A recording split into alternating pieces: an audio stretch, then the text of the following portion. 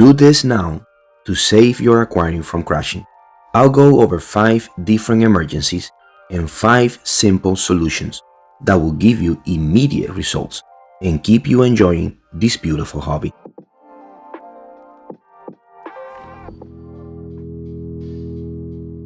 Depending on where you live, it can get incredibly warm during the summer, and that can be a dangerous problem for your fish. If you're keeping your aquarium in a room that doesn't have air conditioning, or if the AC in your fish room suddenly breaks, your tank temperature can climb to lethal levels in just a few hours. Do you know how when there's a fire, the smoke is the biggest danger? Well, it's the same here.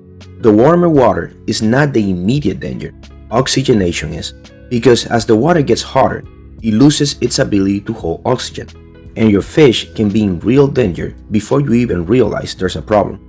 Don't make the mistake of dumping ice cubes directly into the tank. That can be a disaster for your aquascape. Ice cubes often contain chlorine from your tap water, and they also melt so fast that they can cause a massive temperature shock that can be just as deadly as the heat itself. A much safer and more controlled trick is to grab a plastic water bottle and freeze it. Once it's solid, you simply float the frozen bottle in your tank, and it works like a slow-release ice pack. This allows the temperature to drop gradually and safely, giving your livestock time to adjust without the stress of a sudden swing. If you have a larger planted tank, you might need to rotate 2 or 3 bottles at a time to really see a difference on the temperature.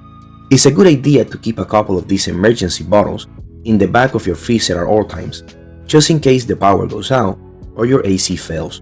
This simple trick is an amazing way to protect your fish and save your aquarium from a high temperature crash when you have no other way to cool the room.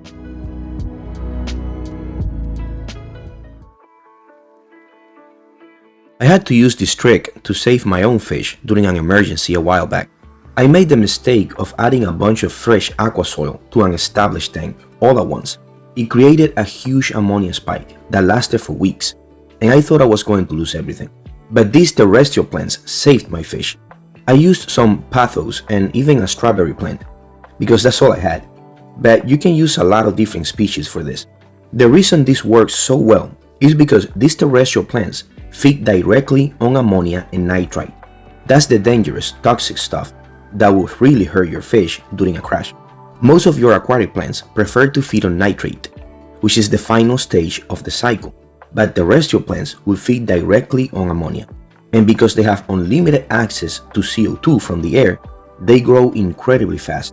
All you have to do is rinse the soil of the roots and hang the plant so only the roots are submerged in your aquarium. Within hours, those roots start behaving like a natural biological filter, removing the toxins before they can hurt your livestock. However, you do have to be careful with this trick long term. Because they grow so much faster than your aquascape plants, they will also start eating the regular nutrients your aquatic plants need to survive. If you leave them in there too long, they can starve your aquatic plants, and that can cause a crash on its own. So the best move is to keep them in there temporarily until your ammonia levels hit 0. And once the crisis is over and the tank is stable, take them out and put them back in a pot. It's a really cool emergency trick to have in your back pocket for when your cycle is failing and your fish are in danger. If you are enjoying the video, remember to like and subscribe.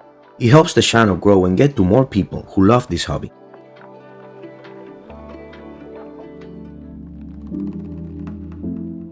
Sometimes, despite our best efforts, an algae bloom can get so aggressive that it starts to suffocate your aquarium. When something like this happens, we all want a quick, effective solution, so I'll share one with you. And it's actually not something you can buy, like liquid carbon or other bottle products.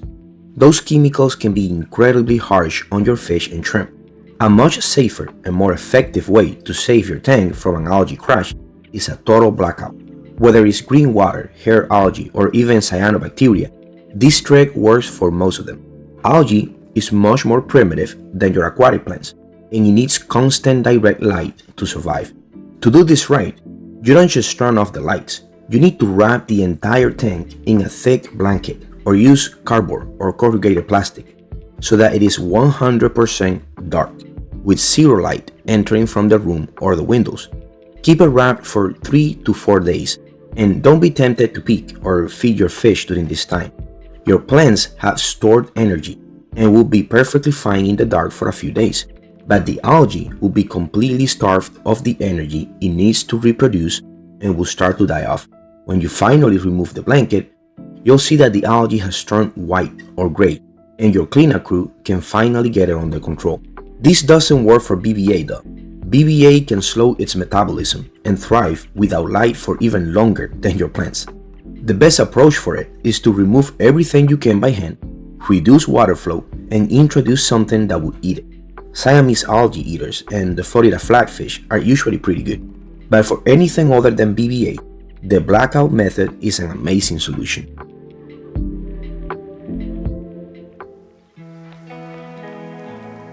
There's nothing more frustrating than buying a beautiful new plant only to realize a week later that it brought a massive infestation of snails or black beard algae into your aquarium. That's why it's a good practice to quarantine new plants. But quarantining your plants with strong chemicals like bleach is not a good idea. It's really difficult to know exactly how much to use without destroying the plant, especially because plants will show symptoms way after the quarantining is over. But there is a much better method called reverse respiration that gets rid of any unwanted invaders without hurting your plants. All you need is a bottle of unflavored, sugar-free club soda, and make sure it's highly carbonated, as the fizz is what does the work. Gently rinse your new plants under aquarium water to remove any loose dirt. Then place them in a Ziploc bag or a Tupperware container with a very tight sealing lid. Pour the club soda in until the plants are completely submerged and seal the lid right away to trap the CO2 inside. If the gas escapes, the oxygen levels will rise and the pests might survive. You want to let them soak for about 12 hours, which is the sweet spot, to ensure the CO2 penetrates snail eggs and tougher parasites like planaria. The best part is that while the hitchhikers won't make it in the high CO2 environment, your plants will thrive in it, because CO2 is the nutrient they need the most. Unlike bleach, this method won't cause sensitive species like mosses to melt, and it's even surprisingly effective at getting rid of black beard algae, which is the worst. Once the 12 hours are up, just rinse them in dechlorinated water and they are ready to go into your planted tank completely clean and pest-free. It's one of the safest, most effective ways to protect your aquarium from a future disaster, without risking the health of your beautiful plants.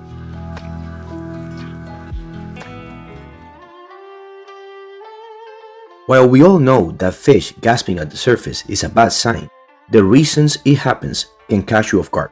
It could be that your CO2 regulator failed and is dumping too much gas into the system, or the water is too hot, like we mentioned before, which prevents it from holding onto oxygen.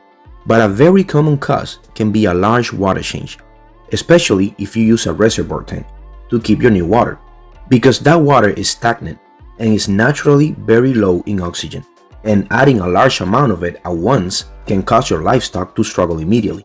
The easiest solution for this is to keep an air pump on hand to create the necessary surface agitation, which accelerates gas exchange and brings oxygen back into the water column. Now, if you are into high-tech aquascaping, there's a good chance you don't even own an air pump.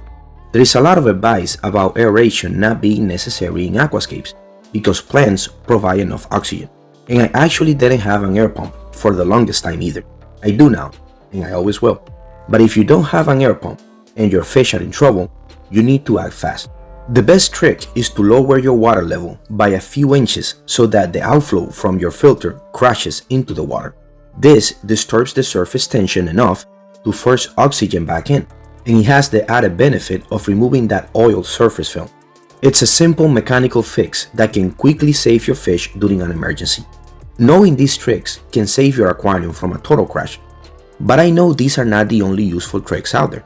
A lot of the tips I share on these videos come from you guys in the comments. I thought they were intriguing, I tried them, and some of them were very cool. So leave a comment below if you've ever had a tank emergency and how you managed to solve it. I'd love to try it out.